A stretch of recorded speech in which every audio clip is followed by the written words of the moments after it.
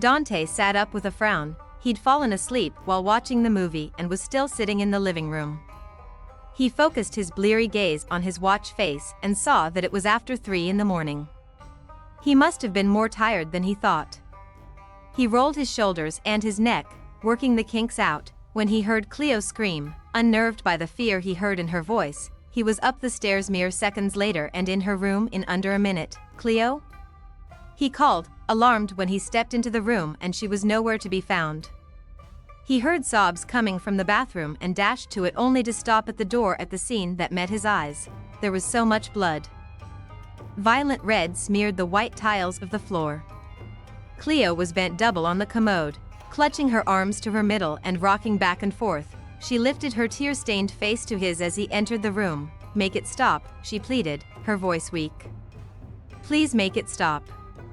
Swallowing down the fear and panic clawing its way up through his throat, he grabbed a towel and knelt in front of her. "It's okay, Dulzura, it's okay.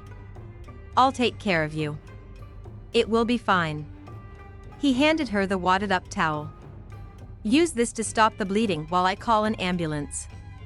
"Don't leave me," she begged as he turned to exit the room. "Just to the next room to get your phone. I'll be back in a second," he promised. Her phone was on the night table beside the bed, and he quickly dialed emergency services, then found the number for her OB/GYN and told her to meet them at the hospital. When he returned to the bathroom, Cleo was clutching the already blood-soaked towel between her legs. He grabbed more and held out a fresh one to her. This was too much blood. Cleo could go into shock. Feeling helpless for the first time in his life, Dante tried to think logically. He needed to keep her warm. He ran back into the room and tugged the comforter off the bed and came back moments later to wrap it around her. "Why is this happening?" she wondered dazedly. "Am I being punished because I didn't want her at first? I want her. I want her so much, Dante. I know, Dulzura, I want her too. She'll be fine. You'll be fine. Just stay strong for me, okay?" He gathered Cleo into his arms, comforter and all, and sank down onto the bathroom floor with her head tucked beneath his chin. She was trembling, a delicate armful of woman, and he just wanted to hold her close and keep her safe. Cleo and Dante lost their baby at 6:30 that morning. Cleo stared at Dr. Klein in horror as the grim-faced woman told them the news. She heard fragments of sentences. Placental abruption. Possibly caused by the accident. Early labor. Autopsy. Couldn't be helped. Just one of those things. Just one of those things. Her baby had been taken from her, and she felt hollow, but it was just one of those things. One of those silly things that happened for no reason. She was empty inside now, and while she watched the doctor's lips move, she heard nothing further. She didn't want to hear. Dante was still here. Hovering. Why was he still here? He could leave now. His sole reason for being in her life was gone, and he didn't have to be here. She didn't have the will or the energy to tell him that now. She just wished they would leave her alone. She needed to be alone. "Cleo, do you want to say goodbye?" Dr. Klein's voice intruded into her roiling thoughts. Grateful that they were finally leaving, she nodded numbly. "Yes, goodbye." But they didn't leave. Instead, someone else came into the room. A woman. And in her arms she held, oh. This was cruel. This was why were they doing this to her? Why were they bringing her dead baby to her? Before she could protest, the woman had placed the not living thing in her arms. "Just a little thing, the length of a banana. Oh, Nan," she whispered, and her heart broke open in her chest as she stared into that perfect little face. He looked like a tiny plastic replica of a full-size baby. He was wrapped in a blue blanket, and they'd put a minute hat on his head. She ran a trembling forefinger over his forehead, down over the bridge of his nose, to his lips and jaw. Then Dante was there, his own finger following hers as it traced over the precious little features reverently. "Leave me alone," Cleo hissed, not sure if she meant Dante, the doctor, or just the world in general. The doctor and nurse left the room quietly, but Dante remained standing there. She clutched her baby protectively to her breast and glared up into Dante's remote face. Tears clung to her eyelashes before they spilled down over her cheeks. "Don't make me leave," he begged. "Please, Cielo, I can't leave." She didn't want to deal with him too. She was in too much agony to have to think about him, consider him. It was all too much. "I can't do this alone, and neither can you," he muttered as he pressed his lips to her forehead, but she barely felt the kiss. She was cold and numb and didn't think she would ever feel anything again. "I want to name him Zachary," she whispered. "Zach Damaso Knight." She heard a sound very like a sob torn from him, but she still refused to look at him. "He's so perfect," she marveled. "So perfect."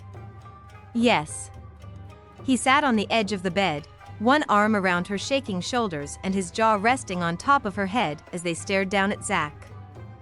Cleo didn't know how long they sat there, but when the numbness finally gave way to exhaustion, Dante continued to hold her while she slipped into a restless slumber. When she next woke up, it was to harsh sunlight streaming through the bare window. Memories flooded back, and she sat up and looked around the room frantically. There were cards and flowers on every available surface. How had people gotten word of this so quickly? Dante was asleep in an uncomfortable-looking chair, his chin on his chest. And his long legs sprawled out in front of him. "No," she muttered, panic lacing her voice when she couldn't find what she was looking for. "No." The sharp cry woke Dante, and he sat up quickly, his face etched with grief and concern as his eyes immediately flew to her. "What's wrong? Where is he?" she demanded, trying to pull the 4 lines out of her arms so that she could get off the bed to search. He jumped up and put a hand over her frantically tugging fingers. "Stop that, Cleo." His voice was rough with sleep, and she noted that his eyes were bloodshot, his jaw black with stubble, and his hair stood up in tufts. "You'll hurt yourself." "Where did they take my baby?" she screamed. "Where is he?" "Cleo, they had to take him down to the..." His words ground to a halt, as if he were physically incapable of saying the next one. "Take him where?" "You know where," he whispered. "Downstairs. To the morgue." "No. He belongs here, with me," she said, her voice anguished. "How could you let them take him away from me? How could you?" "Cleo, be reasonable," he begged. "He couldn't stay here. They had to take him to Peep Reserve." Again he stumbled, and this time seemed completely unable of finishing what he'd been trying to say. She heard a high, thin wail, and for a second didn't register that it had come from her. Dante, alarmed by the sound, reached for her, trying to gather her into his arms, but she resisted his embrace, pushing him away, and his eyes flared with pain as he stepped back. Cleo turned away from him until she was facing the opposite wall, and curled into a tight ball. It hurt to have him here. She wanted him gone. "Luke and Blue were here," he said, determinately disregarding the fact that she was ignoring him. "And Cal called. The pink roses are from him." He kept talking and talking even though she stubbornly refused to acknowledge his presence. He told her that Blue and Luke had promised to return later and that they both sent their love. Susan Killian had sent flowers, as had James, Mrs. Whitman, and Coco and Gigi. But she didn't care. She didn't care about any of those people. How could they possibly understand how this felt? Zach had trusted her to take care of him, depended on her, and she had failed. Utterly failed him. Her hand went down to her abdomen, wishing she could feel him move again. Willing any kind of movement that would tell her that this was nothing more than a horrible nightmare, but it never came. Her baby was gone. He was dead. And all the smiles, the first step, the first word, his first day of school, the long and beautiful life he should have led were gone with him. The unbearable agony that came with that gaping sense of loss was immeasurable, and the tears that finally came flooding out in no way at all helped her feel better. She felt Dante climb onto the bed behind her and curve his body around hers. It was a tight fit, but he made it work. His arm crept over her waist, and his hand came to rest over hers on her abdomen. He held her as she cried, and while initially she tried to resist the comfort he offered, In the end she was grateful for his solid warmth and silent support. I wanted to hold him again, she said into the silence, her voice thick after her onslaught of tears. The morgue is cold. It's not the place for him. He's so tiny. I know, he said, tightening his arm around her waist. I didn't want them to take him either. This is your fault, she accused. The words seemed to come from out of nowhere, but she found herself needing to blame someone, needing to hate someone, and hating Dante right now was so much easier than loving him. She couldn't love anybody right now. Love led to loss and pain. We can go down and see him when you're feeling a little calmer, he said, misunderstanding her.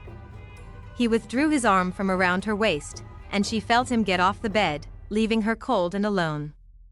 But that was what she wanted.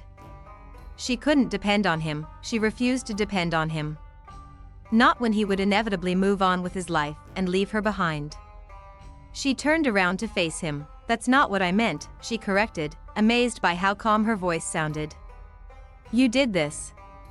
What? He seemed to lose every ounce of blood he had. His usually swarthy skin went completely white. What do you mean? This is your fault. Her voice rose and became shrill as the nascent thought gained momentum.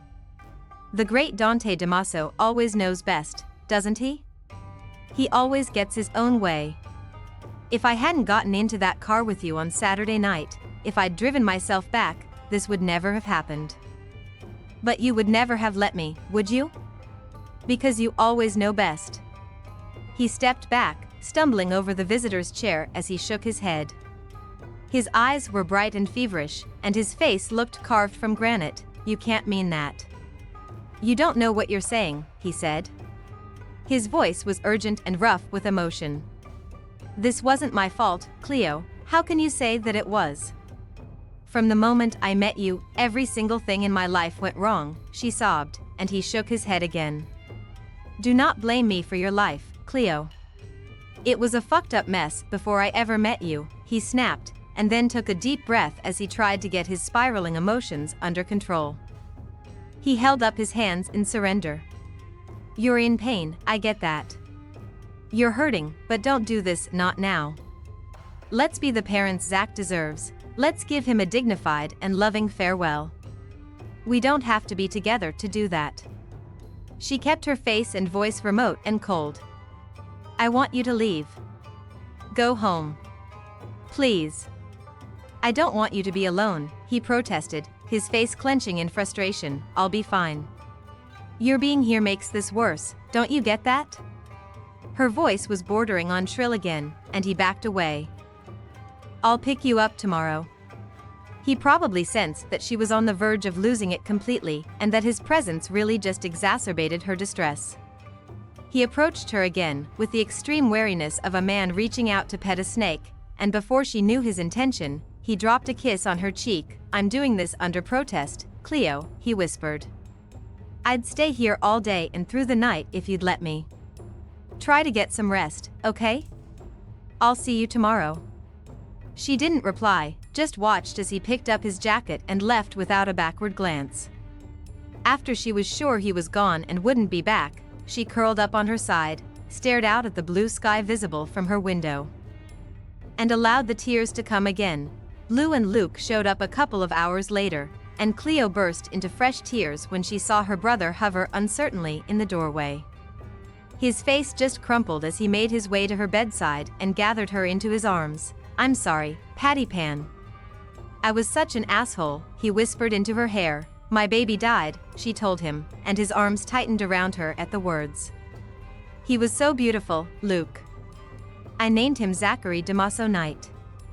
I'm so sorry, he said again, still holding her close, and she felt comforted by his embrace. But the solace she found in his hug made her guiltily think of Dante and acknowledge to herself that he didn't have anyone to offer him this comfort. She shoved that thought aside, telling herself that he would be okay. He hadn't felt the same depth of love for Zach, he'd been going through the motions, trying to do the right thing. He would bounce back. Please, take me home, she begged her brother. Of course, he assured her. As soon as they give you the all clear, we'll get your stuff from Dante's and... No, take me home now. Today. She felt a pang of loss at having to leave Zach behind, and she very nearly changed her mind. Earlier, after Dante left, she had demanded they bring Zach up to her again and had sat in a rocking chair for an hour just singing to him until her voice hoarsened. Afterward, when she resisted their attempts to take him from her, they gave her a mild sedative and very gently but firmly removed him from her grasp. A grief counselor had been dispatched to her room and told Cleo that the anger she felt was normal, but nothing the woman said had helped. Nothing anybody said or did could help or make her feel better. Nothing could make this gaping chasm in her soul go away. Dante restlessly paced from empty room to empty room, avoiding the bloodied bathroom in Cleo's room.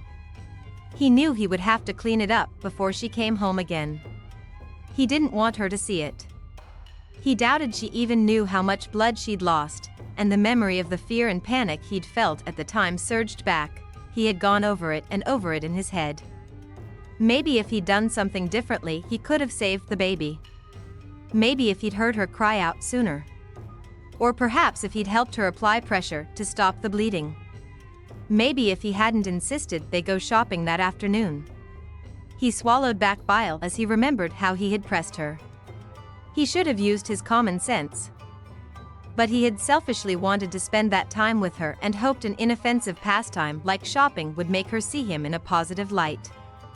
Would make her consider marrying him. His mind kept coming back to her words in the hospital. Even though she voluntarily gave up her keys, she had only done so to avoid a prolonged argument with him.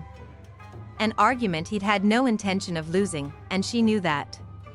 She was right, this was his fault, and he didn't blame her for hating him right now and for not wanting to be around him. He hated himself and could barely stand his own company right now. He found a bucket, scrub brush, and some detergent, and after mentally bracing himself, he stepped into the bathroom. Oh God. It was worse than he remembered. The blood was smeared on the white tiled floor, the side of the bath, in the basin, on the commode, even on the wall. He swallowed back his nausea and went about the solemn task of cleaning up the last vestiges of Cleo's pregnancy. Once he completed the grim job to his satisfaction, he finally allowed himself to succumb to his nausea and lost his meager lunch down the toilet. He stripped down where he stood, climbed into her shower, and scrubbed himself clean with delicately fragranced soap that reminded him of her. He stood beneath the buffeting, punishingly hot spray, with his hands braced on the tiled wall, his head tilted up toward the water, and finally allowed himself to grieve. Where is she? Dante stood chest to chest with his former friend and glared threateningly at the man. He'd gone to the hospital only to be informed that Miss Knight had left against medical advice the previous afternoon. She left without even having the courtesy of telling him. Dante headed straight to Luke's place from the hospital. Dante, Luke greeted wearily. He was surprisingly non-combative as he stepped aside to allow Dante entry into the creaky old house. Cleo. Dante called the minute he stepped over the threshold. She's not here, Luke said. Don't fucking lie to me, Luke, Dante snapped. Where the hell else would she be? Well, she's not currently here. Her OB/GYN insisted she come in for a follow-up appointment because Cleo discharged herself early against medical advice yesterday. Blue's gone with her. I should be there. Dante turned to head back out, but Luke's hand on his arm stopped him. She won't want you there, amigo, Luke said, looking almost sympathetic. She blames me for this, Dante confessed, running a hand through his hair. We were in an accident on Saturday night, and if I hadn't been such an overbearing asshole, she would have been in her own car, safely behind us. So, she's probably right. I did this. I killed our baby. Shit. Luke massaged the back of his neck as he watched his usually stoic and unemotional friend unravel right in front of his eyes. You didn't kill your baby, Dante. The hell of it was, Dante whispered, ignoring Luke's words. I wanted him so badly. I don't even know when it changed. I watched her growing bigger with our baby. I listened to her chatter on about ultrasounds and week-by-week growth charts. I even felt him move, Luke, and he became so real to me. Luke steered him into a large room that, like the rest of the house, was grand but shabby. It housed a couch and a couple of mismatched love seats and armchairs. Luke pushed him onto the couch and poured him a glass of something amber. He pressed the tumbler firmly into Dante's hand. "Drink this," Luke insisted. Dante took a sip and winced when the scotch hit the back of his throat. "So why are you here, Dante?" Luke asked, taking a sip from his own glass. "Your responsibility to Cleo ended with her pregnancy. You think I can switch these emotions on and off like a machine?" Dante asked resentfully, hating that his old friend would think so little of him. "What emotions?" "What you felt for the baby is unrelated to your relationship with Cleo. So you can let her move on with her life now, while you move on with yours." Dante stared at him mutely, not sure how to respond, not sure how he felt, but knowing one thing with absolute certainty: there is no moving on for me without Cleo. Luke's eyes narrowed at his words, and he lifted his glass in a slight salute to Dante. "Well, you'll have your work cut out convincing her of that, my friend." "Am I?" Dante asked uncertainly, a little embarrassed by the hope and vulnerability he heard in his own voice. "Are you what?" "Your friend." "Yeah, man. Always." And that was really all he needed to say. "Cleo?" Blue's voice intruded into Cleo's darkened room. "Why don't you join Luke and me downstairs? We've ordered a pizza, with all your favorite toppings, and would love it if you'd have a slice or two with us." "I'm not hungry," Cleo responded listlessly. She wasn't interested in eating or talking or being around people. She just wanted to lie here and stare at her favorite patch of wall. "You have to eat something, Cleo," Blue said, her gentle voice grating on Cleo's frayed and wearied nerves. "Please leave me alone," she begged, the ever-present tears seeping from behind her closed lids and wetting the pillow beneath her cheek. "I'll bring you a slice," Blue said quietly, and retreated from the room. It was a week since she'd lost the baby, and each day was harder than the one before it. The hospital had called to inform her that they had cremated Zach's remains and would keep his ashes until she was ready to collect them. But Cleo, whose body was still recovering from the pregnancy and the induced labor, couldn't deal with the thought of collecting the ashes of a baby she was still lactating for. Her breasts producing milk for her dead baby had been such a kick to the stomach that she was still reeling from the blow. She couldn't face the world yet. She didn't know how she would ever recover from this, didn't know how it was possible for any woman to recover from this. To make matters worse, she missed Dante badly and thought about him constantly. She was still convinced that she'd made the right decision in leaving and knew that he'd probably come to that realization as well, since he hadn't tried to contact her at all after that last day in the hospital. She pictured him in his office, wheeling and dealing. For all she knew, he was in Tokyo or possibly Dubai. She told herself she didn't care what he was doing. What did it matter? He was out of her life. He would never be a part of her life again. He must be so. Relieved that they hadn't married, after all, the thought brought fresh tears to her eyes, and she curled up into a tight ball, wanting to be as small as possible in an effort to shield herself from the relentless barrage of pain. This would pass. It had to pass. Dante's initial reaction to his front door opening up unexpectedly was to hope for one wild moment that it was Cleo coming home. But when Luke stepped over the threshold instead of Cleo, Dante could do nothing but stare at the man stupidly. "How did you get in here?" he asked after a long moment of silence.